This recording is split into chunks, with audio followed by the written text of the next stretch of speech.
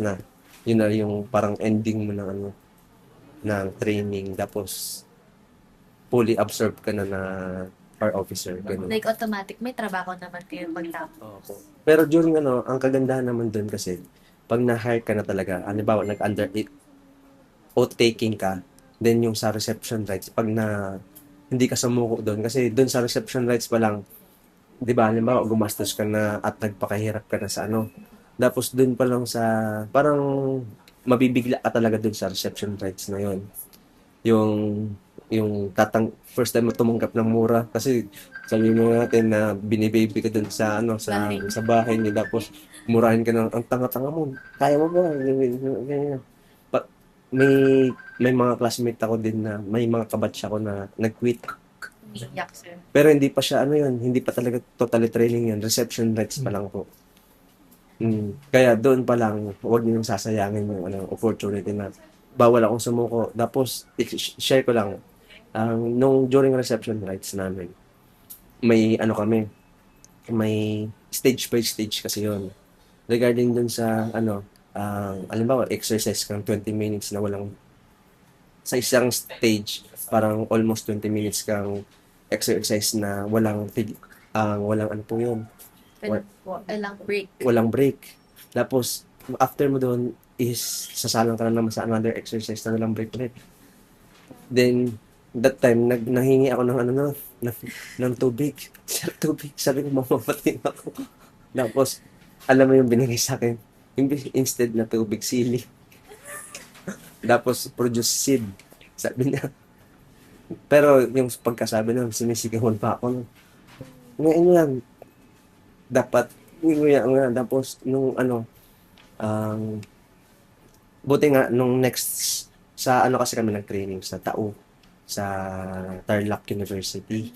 Bali, doon, yung ano kasi namin talaga, totally, ano po yun, rice field, university siya na may rice field. That time, yung naararo na ba, na ano, yung wala ng palay, yung may putik-putik na Aba, basa-basa. Doon ako uminom ng tubig. Oo, para ma-survive ko lang yung reception rights na yun.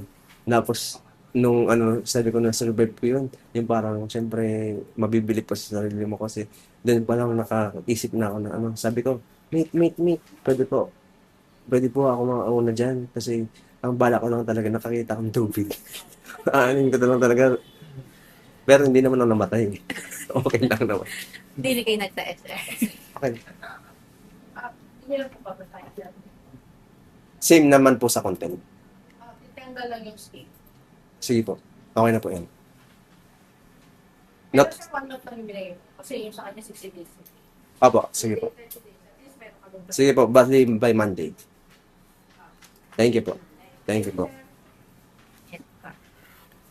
Tapos, yun, yung ano, yung experience na yun talagang parang mas magandang i-share sa mga aspiring kasi ano talaga siya, hindi talaga pangkaraniwang experience yun. Kasi Churcher. parang ganun yung feeling pero para yun nga talagang kailangan mo na i-conquer yun lahat kung talagang gusto mong maging ano, yun po yung sa ano po. Grabe din po talaga yung training. Dapat yung training Yung sa training, pagdating sa ano po, pag halimbawa, hello po, yung sa newly hired ka pa lang po, is 45 days yung totally training. Then, after training, 45 days, ano na ka na po, nun, sumasahod ka na ng same sa sinasahod namin, 29,668. Bali, yun yung pinaka-basic. Yun yung linis na. Pero ang gross mo is 37,000, ano po. Bali, during training na yun, may ano ka na, day one mo pa lang, dahil newly out ka na, ano ka na po, kasama ka na sa sahod na.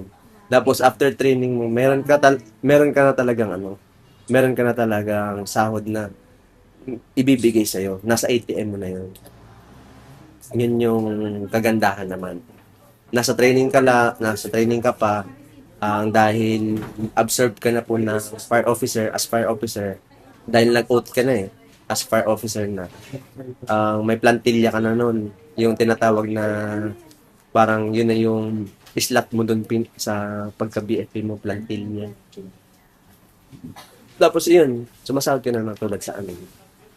Tulad sa kanila, sila ma'am, newly hired lang din sila. Binaba dito para mag-OJT. After nung 45 days, ma'am, after 45 days, mayroon ka, depende sa yung iba 3 months, ay 1 month na OJT. Pero ano Sa po yun? office lang po. Parang yung OJT kasi yun, parang familiarization yun ng iikutan mo lahat Sa- ng departments. Halimbawa yun sa operation department, sa office, trabaho ng office, trabaho ng operations. Yun po, familiarization yung tawag doon namin sa Tapos, yun nga po, kailangan mo as newly hired ka, kailangan mo i-adapt yung i-adapt yung lahat ng po. Dahil yung sinabi ko kanina, ikaw yung pinaka-lowest mamal. Bale, kahit po sa inyo, halimbawa, ipatrabaho, kailangan mong gawin.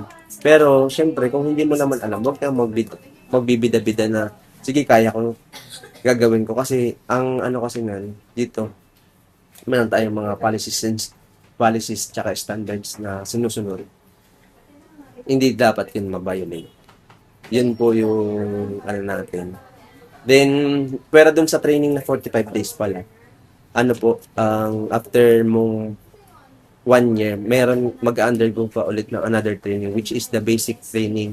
Yun po yung pinakamatagal. 4 months po yun. Bali, sa iba, before ka mag-training dun, yung, halimbawa, inaalagaan mo yung, meron mo talaga dun, kalbo ulit ka. Oo. Pero hindi naman yung, sa babae, hindi naman as in kalbo, yung short hair na ganun. Yung parang Tapos, pag sa pag sa lalaki, talagang kalbo talaga. Para kami mga itlog nun. Thank you so much po sa pag-share ng training.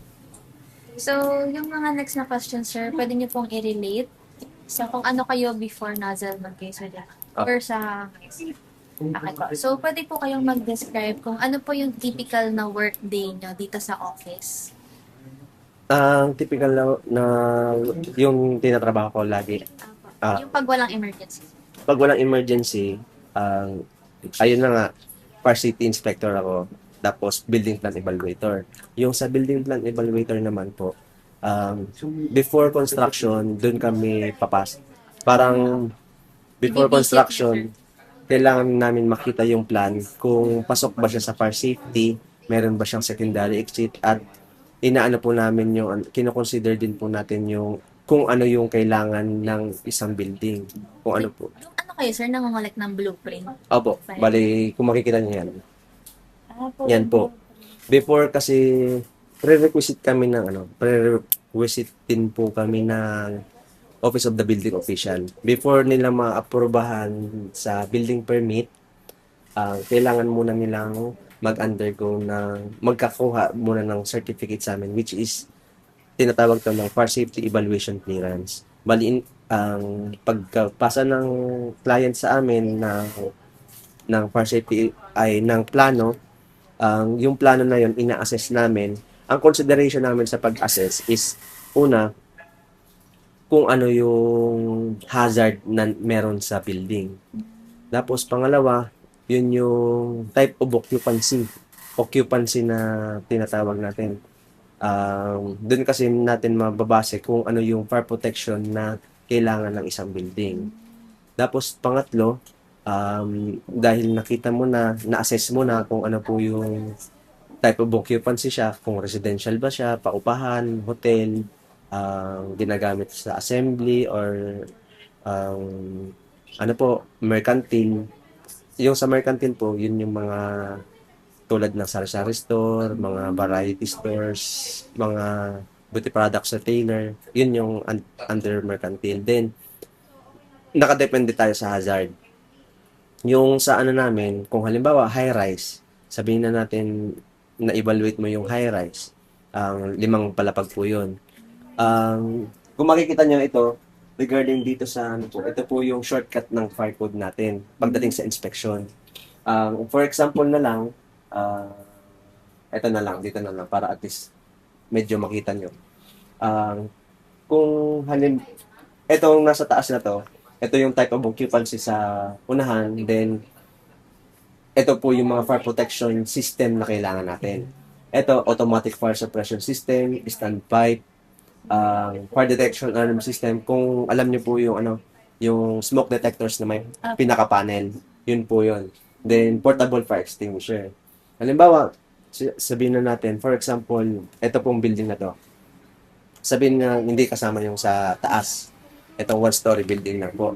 Tapos, ang type of occupancy niya, mercantile, sabihin na natin, beauty products na tailor tayo. Then, i-compute mo yung kino-compute po natin yung binabase natin kung ilang square meter ba siya. Kung halimbawa, yung square meter po natin is, sabihin na natin is 40 square meter lang po itong beauty products na tailor natin. Then, kino-compute namin yung occupant load, which is yung maximum na tao na mag-aano po dito sa natin, sa building, mag-occupy sa building. Ngayon, dahil maliit lang naman dito, maliit naman na to, halimbawa sabihin mo, may factor, load factor kasi tayo. Halimbawa, yung 40 square meter, tapos under mercantile, i-divide mo siya ng 4.6, yun kasi yung standard natin. Pag dinivide mo siya ng 9.3, 40 divided by 9.3, nasa, sabihin na natin pag i-renant out, nasa 5. Considered as, i-identify mo din ulit yung hazard. Halimbawa, low, mid, or high. Dahil beauty products sa trailer, konti lang yung mga stocks natin, i-consider natin siya as low. Then, dito na tayo titingin. Sa mercantile po ba, kailangan po siya ng portable fire extinguisher. Ang nakalagay sa fire code po natin, required.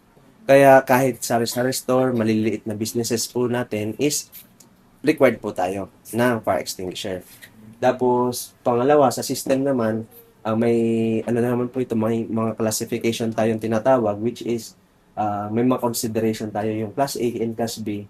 Ito, nakalagay po dito is, every 3 or more story in height, at least 1 floor is equivalent in 236.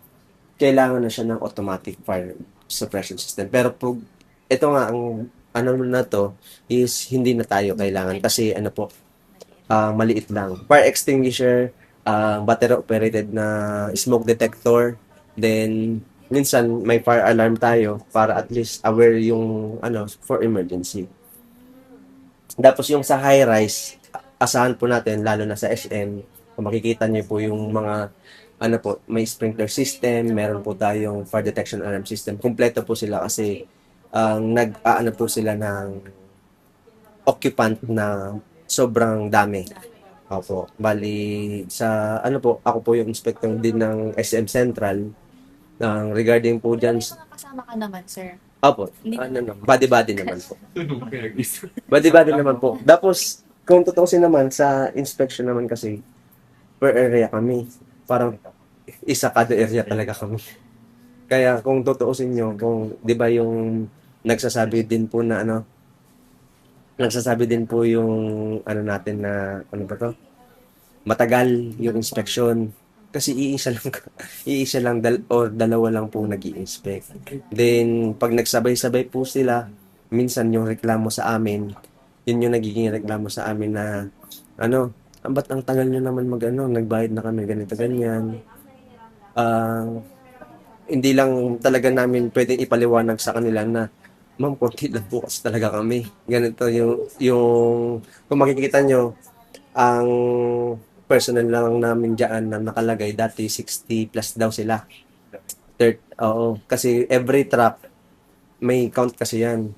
Kailangan, sa kada truck is at least 7 members, kasama na yung drivers. Kung bibilangan nyo yung truck, tsaka mga vehicles na kailangan na bilangan yung tigpipito, yun po yung kailangan. Pera pa dun sa office. Personnel po natin.